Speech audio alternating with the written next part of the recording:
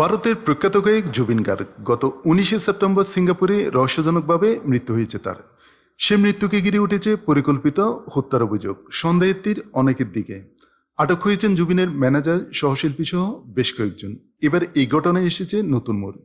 বুধবার হিন্দুস্তান টাইমসের এক প্রতিবেদন থেকে এই তথ্য জানা যায়। প্রতিবেদনে বলা হয়, এই ঘটনায় এবার গ্রেপ্তার করা হয়েছে প্রয়াত গায়কের তুতোভাই এবং আসাম পুলিশ সার্ভিসের কর্মকর্তা সন্দীপন গার্গ।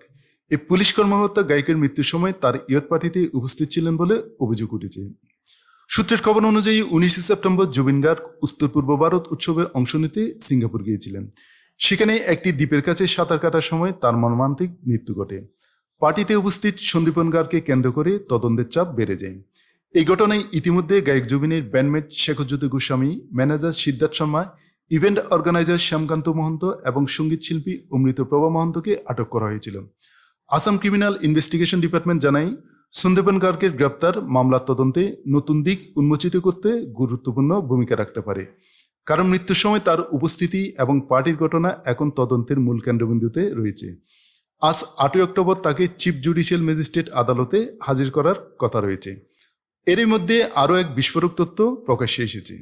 জুবিনের মৃত্যুর আগে তার 2 ব্যক্তিগত নিরাপত্তা কর্মকর্তার ব্যাংক অ্যাকাউন্টে 1 কোটি রুপি লেনদেন হয়েছিল। সেটা নিয়ে শুরু হয়েছে তোলপাড়, চলছে গভীর তদন্ত। জুবিন গার্গের মৃত্যু শুধু সঙ্গীত জগৎ নয়, সমগ্র ভারতের সংস্কৃতি অঙ্গনকেও শোকাহত করেছে।